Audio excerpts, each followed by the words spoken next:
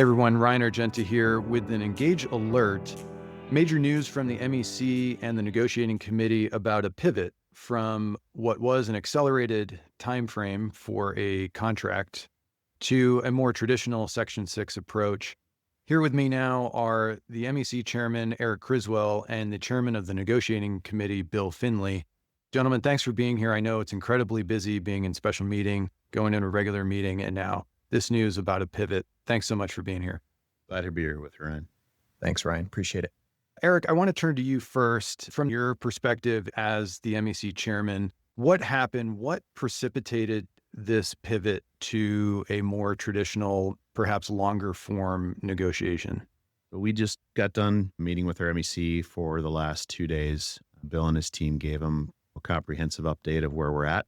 And it's clear to everybody that this accelerated path is just not realistic anymore. The calendar has kind of decided for us, but the MEC is unanimous in their view that at this point, the limited scope, short-term, accelerated path didn't work. And any realistic timeline we look at this point points to a more traditional Section 6 timeline and therefore scope of negotiation. And that's the decision that they unanimously made this week. Okay, and we'll definitely get there about what that looks like in a more traditional sense. But before we do, Bill, I want to turn to you point blank. What happened? You published a negotiator's notepad a few weeks ago, and then yesterday, August 12th, a MEC alert signaled that the MEC had voted unanimously to pivot. Some of the things you pointed out and even talked to in our pre-recording are really concessions is the word of the day, that the company is asking for things that we just can't give, that the pilots wouldn't accept, that the MEC wouldn't accept in a TA to pass to the pilots. Some things on reroute, some things constraining pilot ability to change their schedules, really constraining reserve pilots being able to move X days. What happened there? Yeah, Ryan. So when we started this back in April, we started right off the bat with trip coverage on the presumption that that was kind of the fundamental issue here. The fundamental issue with the operational problems that we've been facing is that we just can't fill trips efficiently. So we went into it and focused on that, because if we weren't able to come up with a solution to the trip coverage problem, then nothing else was really going to be relevant, and the whole expedited path wasn't going to work. So we started with that, and by June, we had gotten to the point where trip coverage was all but sewn up. We've got a framework agreed to on how it's going to work going forward. Unfortunately, the company was not satisfied stopping there. They decided to try to see what else they could grab. And as you mentioned, they're focusing on reroute protections that we were able to achieve in 2019. They're focusing on schedule flexibility issues that date back all the way back to at least C2K in 2000. And those are things that we're just simply not going to sign off on. You know, the pilots are not interested in giving up those hard-fought reroute protections. They're not interested in essentially having their schedules locked down from the time PBS awards them until the trip comes up. And we told the company that. We told them that these were unratifiable, that as long as they insisted on these things, that it was not going to work. And then on top of that, you add that all of the issues that the pilots identified to us as being important for this round of bargaining, the company would not engage on.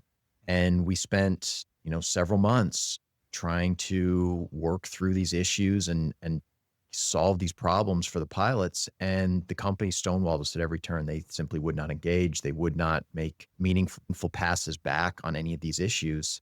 And so as we rolled into August, we looked at the calendar and said, this is not what we told the pilots we were going to do when we initially announced this back in late March, early April. And so because of that, it became very clear that, without being able to deliver a meaningful early agreement with real contractual gains, that this expedited path couldn't work, and that we needed to return to, what most people would identify as a more conventional Section 6 ask. Yeah, Bill, it sounds like you approached the company with this accelerated timeline with a short list of solutions and a short list of some pilot asks. could have been wrapped pretty quickly. And then it didn't just stop there, right? The company was asking for these very concessionary asks. Can you talk a bit more about that and how you can't get past those items if it's not ratifiable? How do you manage that as a negotiator? Yeah, it all boils down to the company had identified these issues that they viewed as and causing their operational issues, cutting down on flexibility, restricting their ability to reroute. But ultimately, those aren't the fundamental problem. They're just symptoms. It's the trip coverage issue, the inability to match pilots with the trips that they want to fly is the underlying problem that we're dealing with. All these other pieces are just ancillary. Once you fix the main problem, all these other things return to being non-issues, just like they've been for years. Is it not an incentive enough for the company to have to pay out, triple or quadruple or more to cover a trip through M7 and premium pay? Is that not incentive enough to come to the table in seriousness? Apparently not. Understood. Eric, give me an example of something that surprised you in one of their asks. Kind of a surprising moment I had engaging with senior leadership is one in particular had made a comment about, when I wake up in the morning, my calendar says, I'm going to do this meeting at this time and this meeting at this time, and then go do this and this and this. That's what I do that day. And that was a comment that I thought was a perfect opportunity to illustrate what we're actually talking about here. They basically want to lock down schedules and make people basically just servants to this airline. Whatever they bid is what they have to fly. So my response was, well, yeah, when a pilot wakes up from a layover in Denver and has 3 legs that day, they're going to go do those 3 legs pretty much universally unless the company decides to change their schedule. But what we're really talking about here is I'm bidding for my September schedule during the first week of August. And after that schedule's bid for, my son might win a baseball game that makes him go to a tournament that I didn't even know about when I was bidding my schedule in August. That might be happening the last week of September. And I want to go see my kid play baseball in the end of September. I'm not a criminal because I want to have that flexibility. That's never been expected of a career airline pilot, to not have any flexibility to accommodate normal life events. And, that same individual that made that comment would never block their schedule 2 months from now that couldn't be readjusted if they had a family commitment come up. And to treat every single trip we have, 3, 4, 5 trips a month, as immovable commitments for Delta is just not realistic. Yeah, and something we're not going to do. We would never agree to that. And, I understand the company is trying to take what's never been negotiated via pre-posted rest. We've got a grievance in the process over that. They are manipulating and abusing a system that was designed and utilized for a long, long time and not used the way that they're using it. And it's not a sustainable way to run this airline. And the tighter they squeeze, the more dysfunction they're going to see. I've made this point to senior leadership at this company that you cannot lock people into a box without other things happening that you can't anticipate. Yeah, very good. And I think we've seen that already with payback days and opportunities that have been introduced. Yeah, I mean, we've got a system that has been crafted and designed over a number of decades in many different contracts. And it doesn't mean it's the best system, but it's the sum total of a number of parts that create the system we live under. And I'll use the analogy for those gearheads out there that know how a motor works in a car. There's this design when you want to get more efficiency and performance out of something called an interference design in an engine. And it means that when everything's working perfectly, your pistons move up and down, and your valves move up and down, and they're all in sync and they don't hit each other. But if any one little thing goes out of whack, if your timing belt slips by one cog, your valves start hitting your pistons and everything goes awry. You collapse lifters, you lose compression, you could lose oil pressure, all these other derivative effects from that one tiny little thing. And our whole system is like that. It's all designed to work in harmony with itself. And we believe trip coverage is like the timing belt has slipped a little bit, and it's causing all these other things. The company wants to go redesign the piston. They want to go redesign the lifters. They want to go redesign the cam. They want to go redesign the compression ratios and, the oil pump, and do all these things to deal with all the downline impacts. And we're just saying, guys, it's not needed. Let's just put a new timing belt on it and move on and see where we're at. The thing's probably going to run just fine. And, we don't just think that. We're very confident in that because we intuitively know our system, we know how it works, and we know the side effects of the dysfunction that we see at the root cause. And frankly, trying to relitigate all these other pieces, you take a snapshot of the operation, you name 10 things you don't like. It's really just one or two that have all these other derivatives. The company's demanding that we put new language on top of all 10. It's just not needed right now, and it would never be ratifiable. And we recognize that we're not going to agree to things that are not needed to get Delta back to its operational position in the industry. Yeah, thanks for that. And that's a good analogy. So I want to zoom out a bit, and without getting into the history of it, but kind of how we got here, how we arrived at this accelerated timeline to begin with, because some people think, I got a message from a pilot friend that said, man, the union really shot for the moon on this accelerated timeline and it didn't work. How do you respond to that? And, this wasn't really ALPA's idea in the beginning. Can you talk to that a bit more? I'll start. I'm sure Bill's got a perspective too, but I would characterize it exactly the opposite of that. I would characterize it as we saw an opportunity to come out of this with something that the pilots would embrace, and a problem that we all know exists, to come at it with a productive set of ideas that have value and come out of this with a high value agreement for our pilots on an expedited timeline. That was the philosophy behind our initial strategy.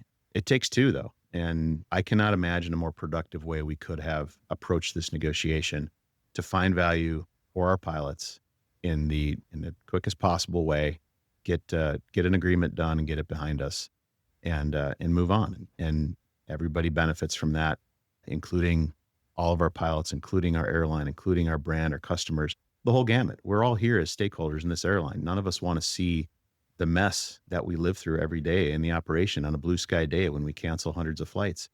Nope, nobody's enjoying that. And it's not our problem to fix, but we certainly have ideas, and our ideas we think are good ones and could absolutely be productive.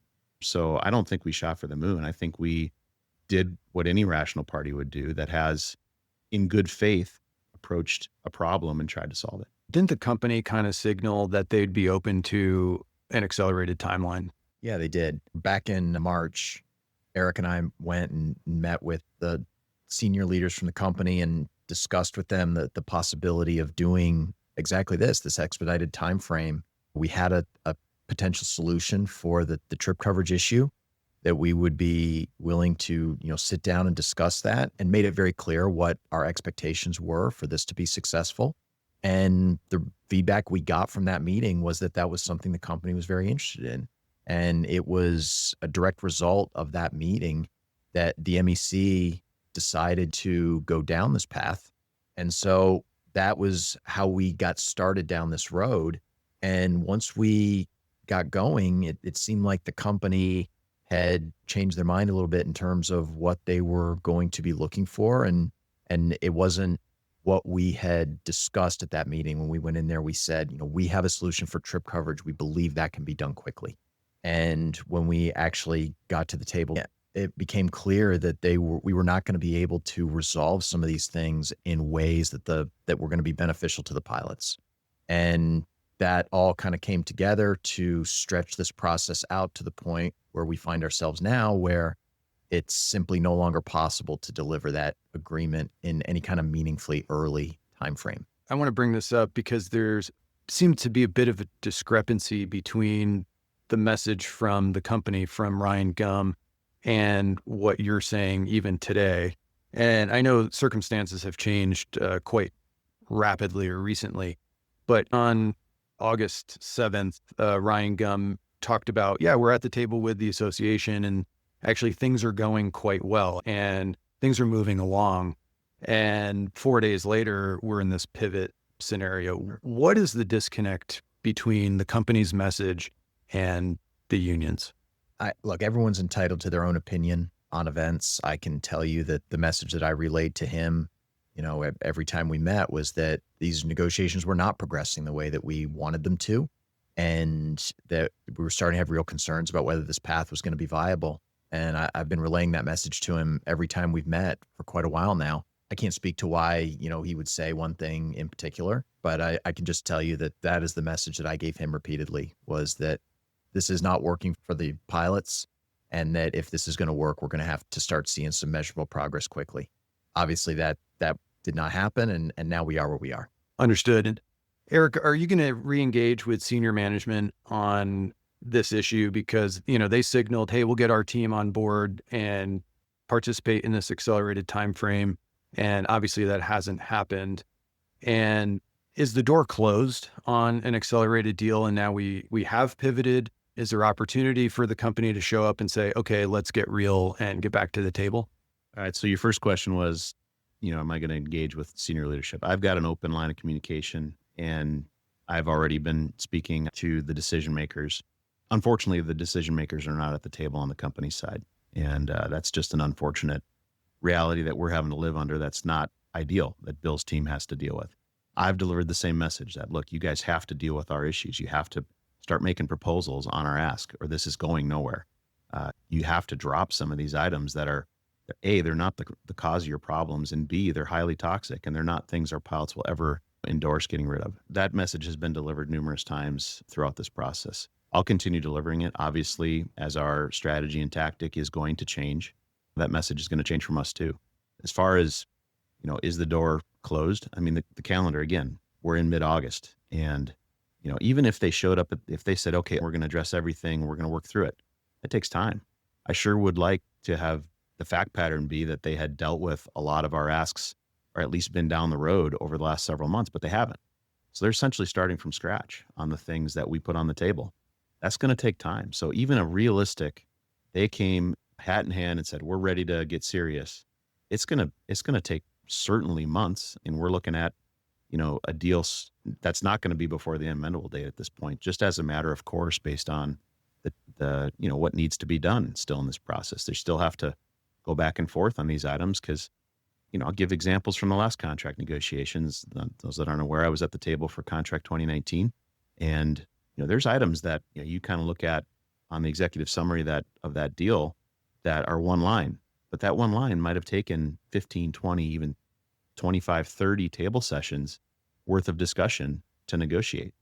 Some of it was because, the company drags their feet. Some of it's just because a lot of issues pop up you got to work through, even if they've agreed to do it. So that's just the reality of negotiations.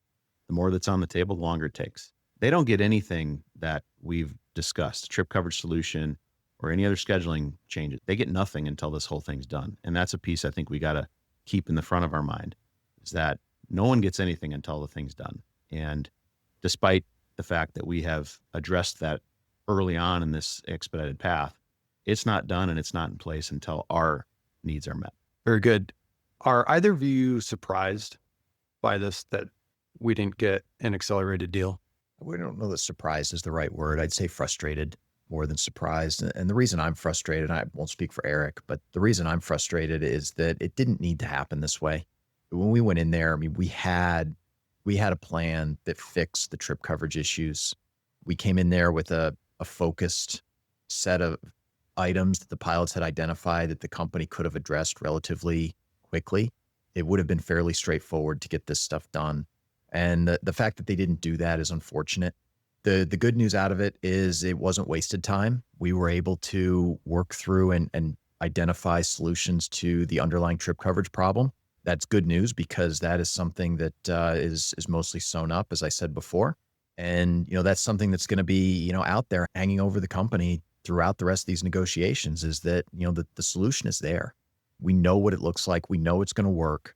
And at some point, the company's going to have to realize that this is the solution. And as soon as they get serious about coming to the table, addressing the issues that the pilots have identified, and we come to an agreement that everyone can be proud of, it can go out from MEMRAT, the pilots will get their say. And assuming they find it acceptable, we'll get it in place and we'll put these operational problems behind us. But until that happens, this is the world we're going to be living in. And that's the part that's the most frustrating for me. Yeah, it's unfortunate that it's gone this way. It was completely avoidable, like Bill says. What about blame? Is there a concern or perspective that the company or management will just blame pilots for these mechanisms or blame them for operational unreliability because of our PWA? So they've been doing. They've been doing that for a year. blaming crew coverage, pilot coverage. I mean, every time they make a comment about it, it's blaming the pilots. And at this point, I don't see how they would do it any differently. Yeah, that's why we released the Delta Pilots Care microsite, is to get our message out there that, look, the things that are going on, we got pilots flying record overtime. What more do you need to know?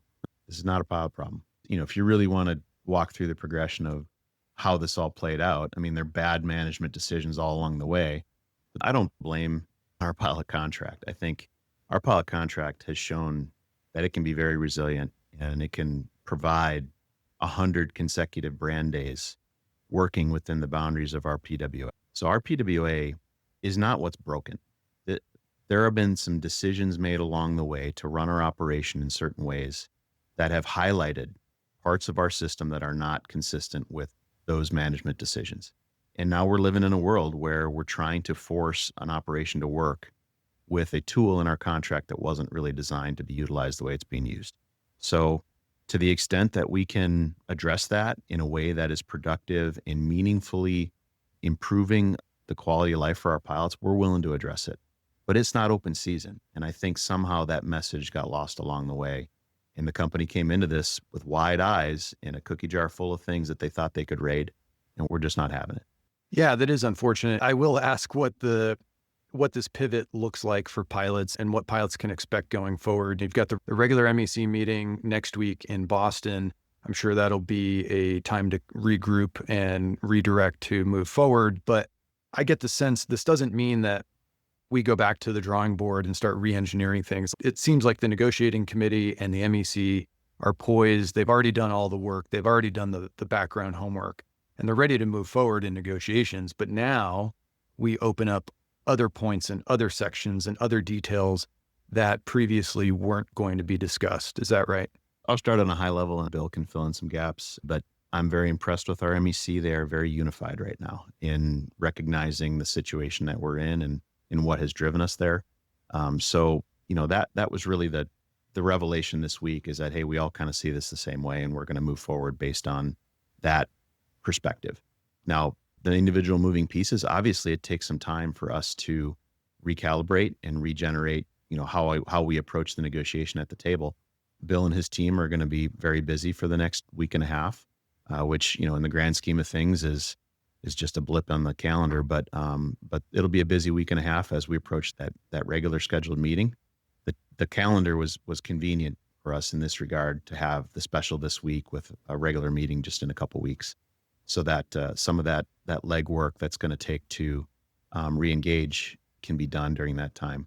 And then we'll meet with our MEC and they'll approve the plan to move forward, and Bill and his team will be right back running and off to the races. And so I don't see this process as being delayed. I see us just with a slight recalibration.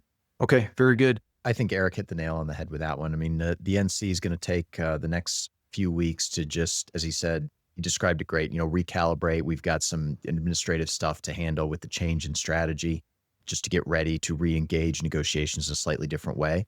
But we're going to be ready to be re-engaging in early September after that August MEC meeting. We'll be sending out the updates in the MEC news, and we'll be right back at it. And we'll be keeping the pilot group updated as we go through that.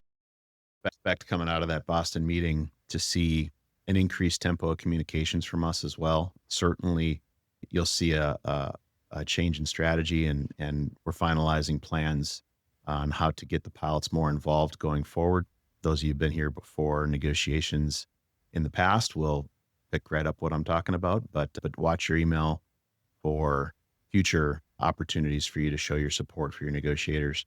And I think you'll see sort of a re-engagement opener that will outline what the MEC has decided to change our strategy and change our ask. You'll see all that come out at some point in the very near future following that Boston meeting. Yeah. And so going forward, we'll have updates as they come in substantially, right? I know you don't want to come on and talk about nothing or talk about how things are status quo at the moment, but we could come on every week and just babble incoherently, but we don't really think anybody listened to that. Yeah. I mean, and there's a difference between coming on and having streams of consciousness without any substantial updates just to try to generally when you just speak over and over again with the same points, you're just trying to change people's minds on points that are already decided. But in any case, I think pilots can look forward to a more consistent communication basis from the negotiators and from the MEC chairman. So we'll look forward to that. Ryan, it's never been our intent to keep anyone in the dark. We don't play, I've got a secret. Bad things happen when, these sorts of organizations do things without the pilot's knowledge. That is never our intent. With regard to what's happened over the last 4 months, there was certainly a period of time where things are pretty dynamic when you're talking about a rapid pace negotiation, and giving play-by-plays just it's really not possible. So that's why you saw what you did. But in a more traditional negotiation, we're in this for as long as it takes, and we know what we're dealing with now, and we will adjust accordingly. What do you both need from pilots going forward? I think the most important thing is for the pilots to remain unified behind the negotiating committee and the MEC. Wear your ALPA pins, use your bag tags. There may be other opportunities coming forward in the near future. Foot stomp there.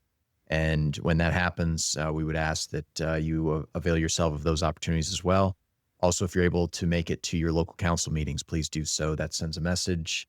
Any opportunities you have to make it to pub events, you can almost always count on finding, sometimes the negotiators, sometimes the admin, but there's usually the reps involved. It's always the opportunity to have some face-to-face time with the people whose voices you hear on the computer. So that's always good too. It's nice to get to go in and talk to people face-to-face instead of just being limited to answering darts. Yeah, I'll add too that it doesn't really matter where your little slice of this airline is. If you're a new hire, or if you're a senior wide body captain, or if you're an SLI and instructing in the schoolhouse, if you're a line check airman, does not matter who you are. What we are doing here affects you, and we're thinking about you when we negotiate this contract, and you're who we're doing this for. And the only way we know that you're behind us is if you show us. And so we're all in this unfortunate fight together. I'll reiterate, we will not come out of this with an agreement that we are not confident that you will be proud of. And that is the positive message I'd like to deliver in this venue is we are committed to that. And we are not going to shoehorn a bad deal. We're not going to make excuses for bad decisions. We're not going to sell you on anything. This has to be the right deal for you. And for that to happen, though, we have to stay unified. And we'll get there. We always get there. I mean, there's never been a contract negotiation that didn't come to a conclusion, especially for an airline as successful as Delta. We will get there. The process is dirtier and messier than we want it to be, but we will get there. Very good. That's what we like to hear, and we appreciate it. MEC Chairman Eric Criswell, thanks so much for your time. And Bill Finlay, the Chairman of the Negotiating Committee, hugely busy, and appreciate your work and everything you're doing for us. And we'll have you back on very soon with some updates, especially after the regular meeting next week. But thank you both for being here. I really appreciate it.